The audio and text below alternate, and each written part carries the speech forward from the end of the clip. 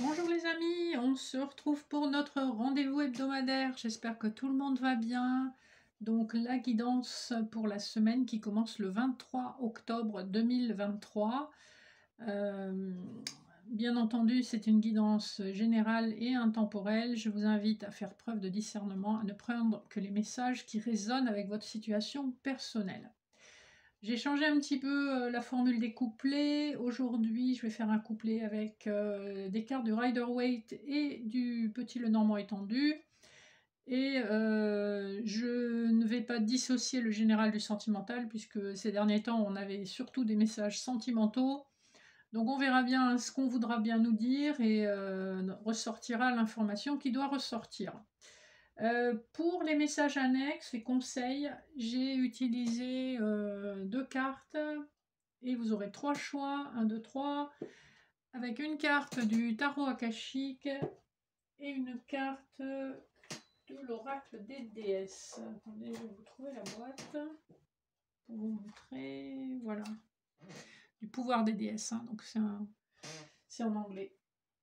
Voilà, et on va commencer avec les énergies générales de la semaine avec une carte qui a sauté toute seule déjà de la triade.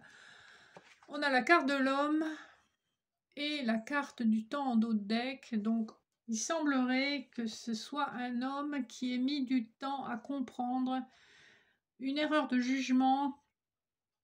Et on voit qu'il y a la fin d'une situation. Ça fait penser quand même très fortement à la fin d'une relation.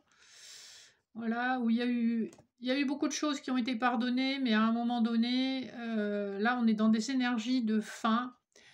On termine un cycle qui a été long, difficile, extrêmement pénible pour une énergie masculine. Alors, voyez si ça vous parle ou si ça parle pour peut-être une personne proche de vous. J'ai la carte du choix qui s'est retournée aussi. Donc, il y a un choix à faire pour trouver son bonheur avec la prière et le désert derrière. Donc, on voit que ça a été une longue période compliquée, mais que les bons choix permettront de trouver ce qu'on souhaite au plus profond de soi. Donc voilà, c'est des énergies assez fortes, hein. On a une fin de cycle et un choix.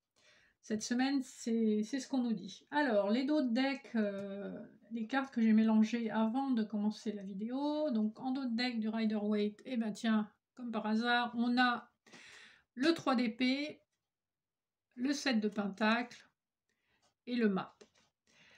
Ici, on a l'énergie, on a une énergie de chagrin, de deuil, de tristesse.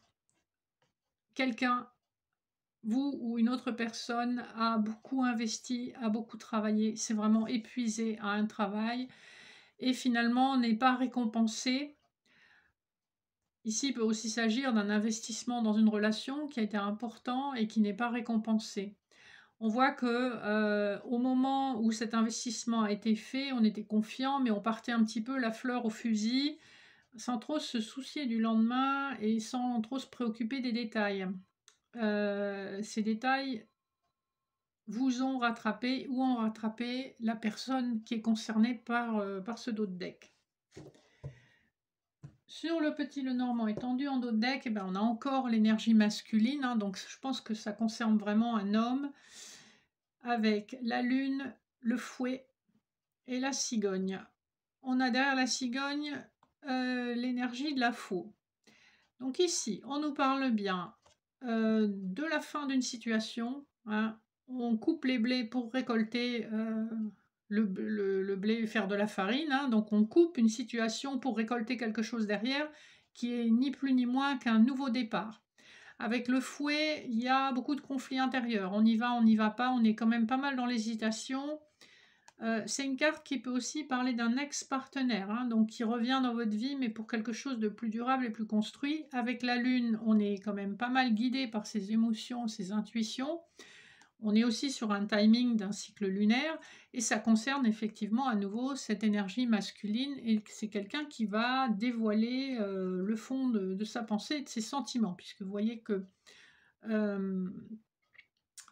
son torse est exposé, hein. Comme c'est un jeu où on a deux consultants, on en a un qui est bien vêtu et plutôt dans le romantisme et la tendresse, et ici on est dans quelqu'un de très affirmé, qui a un fort caractère et voilà, qui est prêt en fait à avouer ses sentiments ou à avouer ou parler de ses projets en tout cas, hein, avec le torse dénudé comme ça.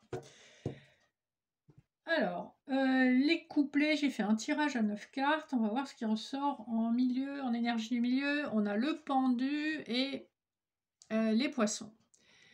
Ici, on nous parle d'une situation où il est nécessaire de prendre son temps, d'être un petit peu dans l'auto-sacrifice, c'est-à-dire que les choses n'avancent pas au rythme qu'on aimerait.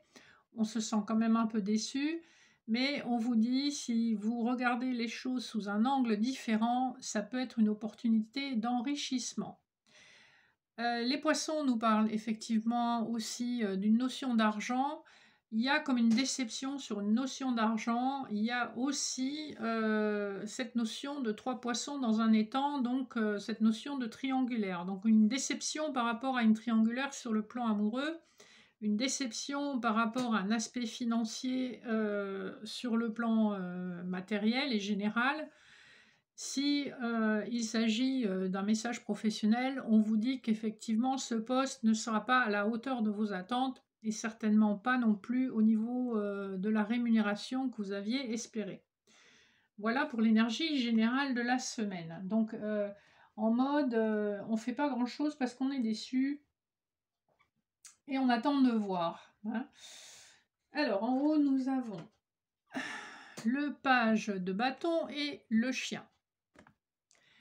Ici, on a une énergie un petit peu timide qui nous parle d'entreprendre quelque chose de nouveau, qui nous parle de loyauté, de fidélité. Ça peut être un ami qui veut se rapprocher sentimentalement de vous. Ça peut être un ami qui vous propose un nouveau projet. Voilà, parce que le page de bâton, on est dans l'énergie du feu, on est dans l'énergie quand même un petit peu de la passion, mais ça reste timide, on est dans une énergie de valet. Le petit chien nous parle quand même d'une personne de confiance sur laquelle vous pouvez vous reposer. Et avec le numéro 18, dans le tarot, le 18 c'est la lune. Donc on peut se fier à son intuition. Et si on additionne le 1 et le 8, ça nous fait 9. Ça nous fait une fin de cycle.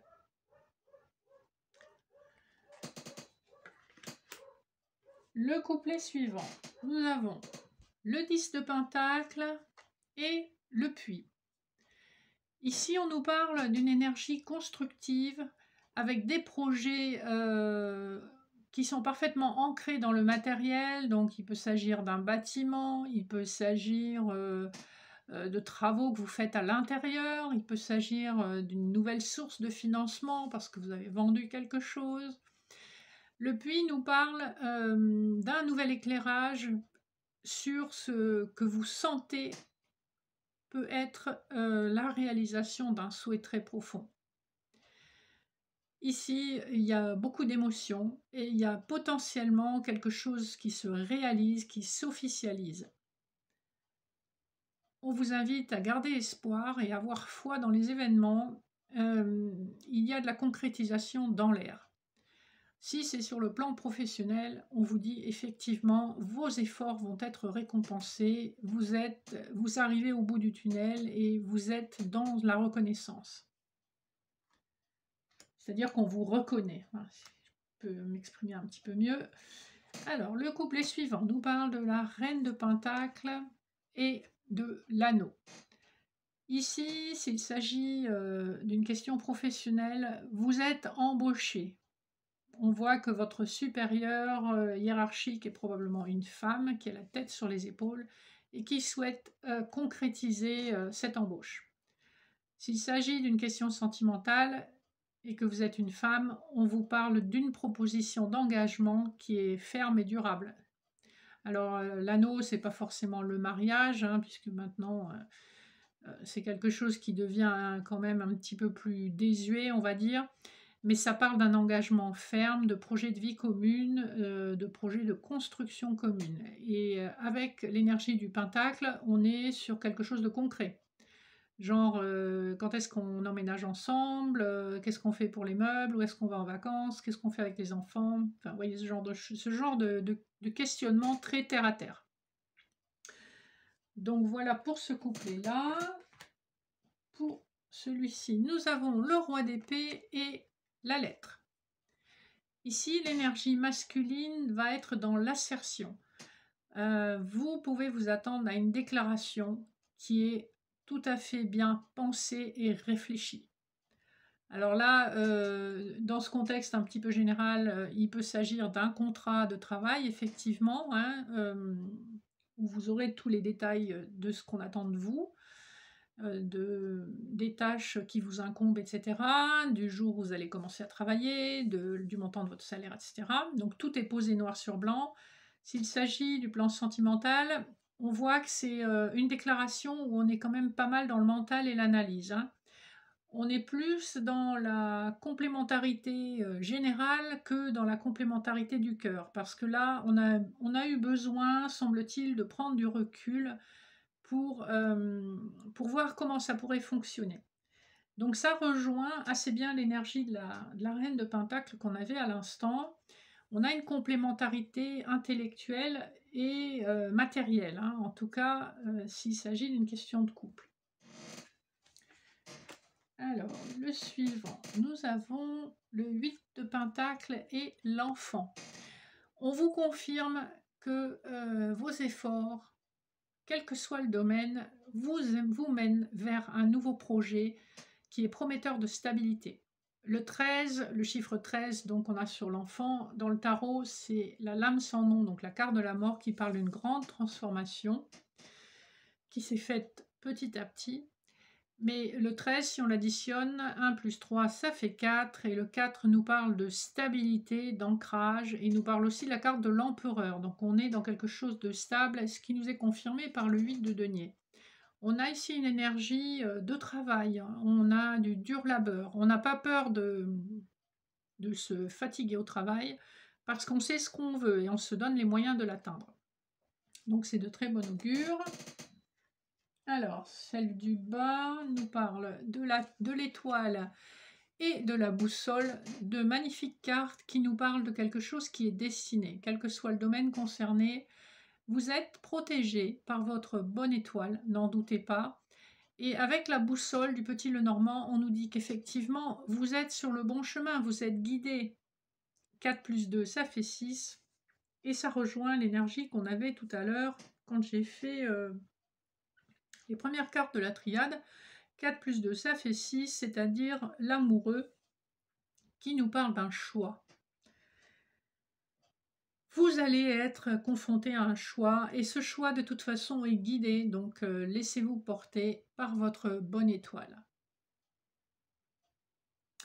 On nous parle aussi de protection et au niveau délai, on nous parle d'un délai qui s'applique plutôt sur l'année prochaine. Donc il y a encore quelques petites étapes à franchir. L'avant-dernier couplet, nous avons en les cartes magnifiques le monde et le renard. Sur le plan professionnel, puisque le renard est la carte normalement associée au plan professionnel dans le petit Lenormand, on nous parle d'un déplacement ou d'un travail, d'une activité liée à l'international ou alors en tout cas hors de vos frontières habituelles. Le monde parle de frontières, donc ça peut être tout simplement des frontières départementales, comme ça peut être des frontières nationales. Vous voyez comment ça parle, vous voyez comment ça résonne en vous, mais il est question effectivement d'un potentiel à l'étranger sur le plan du travail. Si on applique ces cartes sur le plan privé, sentimental, on voit qu'il y a un potentiel énorme entre deux personnes, mais qu'il y a de la méfiance par rapport à un vécu qui a été douloureux. Néanmoins, si on fait le même jeu de réduction des chiffres, alors on a d'abord le 14 dans le tarot, ça représente la tempérance, donc prendre le temps, être dans l'amitié, être dans la patience, être dans la compréhension, dans l'équilibre, etc. Et si on additionne le 1 plus le 4, ça nous fait 5 et ça nous amène au pape.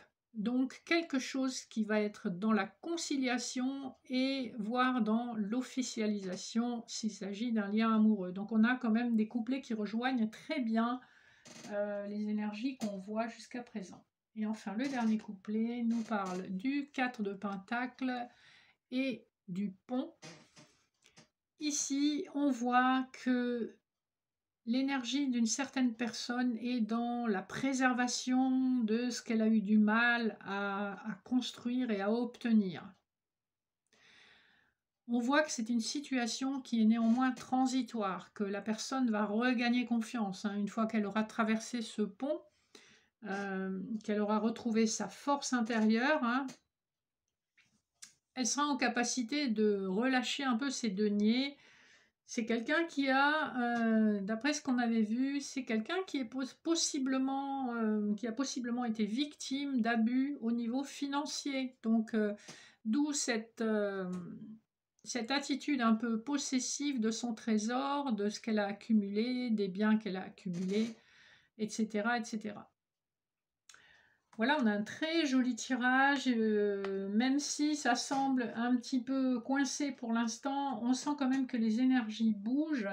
Il y a des décisions importantes qui vont être prises et qui vont vraiment changer la donne pour un avenir meilleur et plus radieux, quel que soit le domaine concerné. Voilà, je vous invite à me faire vos commentaires ou à me poser vos questions sous la vidéo.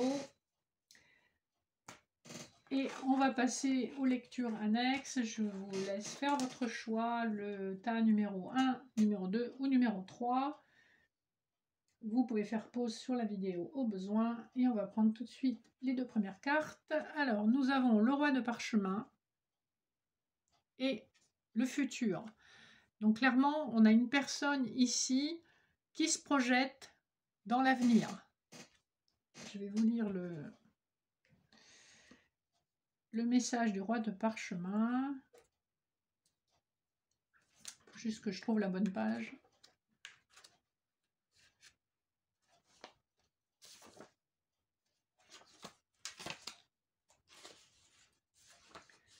Alors, je vous présente la carte. Dans un jardin fleuri et bien entretenu, un homme tient un parchemin et regarde tout loin. D'autres parchemins sont posés sur le banc à côté de lui. C'est le roi des parchemins, un érudit, et il vous sera utile à plusieurs égards. Peut-être est-il déjà présent dans votre vie. Sinon, vous le rencontrerez bientôt. Qu'il soit un auteur, un enseignant ou un communicateur, il vous aidera sur le plan professionnel. S'il est un ami, il apporte la sagesse qu'il a acquise dans ses études et pratiques spirituelles personnelles. Soyez ouvert aux conseils de cet homme. Son soutien est utile pour mener votre vie vers de nouveaux horizons passionnants.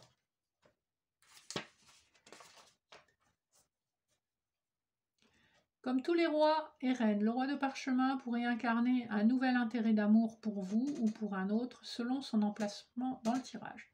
Sa sagesse est convaincante, il y aura probablement beaucoup de discussions intéressantes et animées.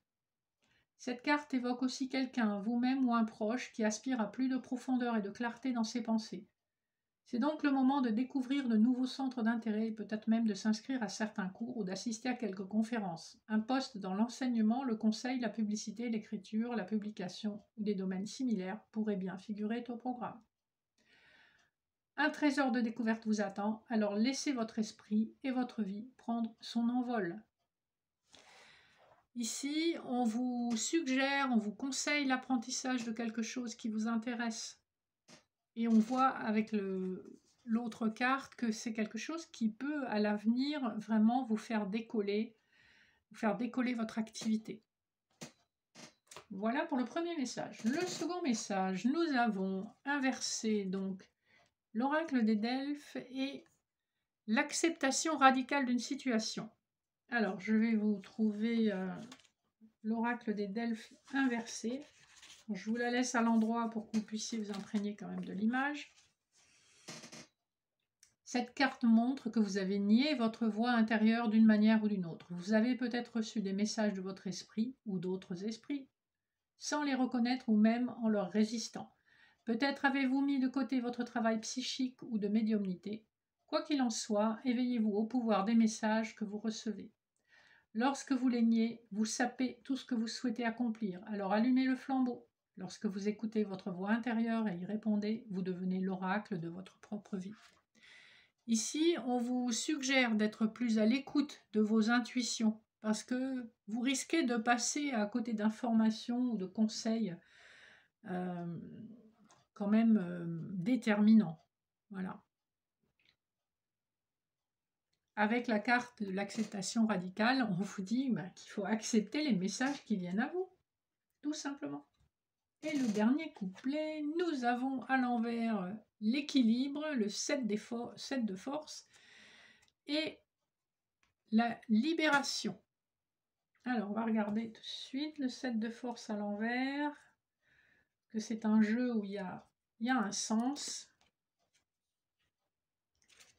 Alors, il faut juste que je trouve la bonne page.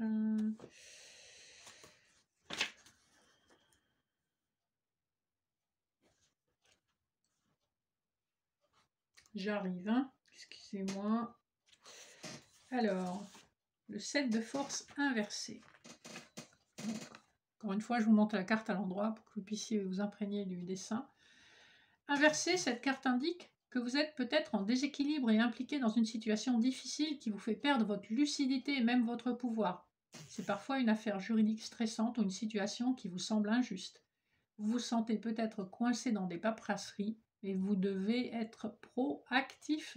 Prenez les mesures nécessaires pour délier la situation petit à petit. Enterrez-vous de bons conseillers et de guides pour voir clair dans cette situation et vous aider à régler tous les détails. Le résultat ne sera pas forcément conforme à ce que vous désirez, mais n'oubliez pas de garder votre équilibre. Cherchez seulement la justice, libérez-vous de la vengeance et de la colère. Vous ne voulez pas que vos sentiments dans cette affaire vous créent un karma plus difficile.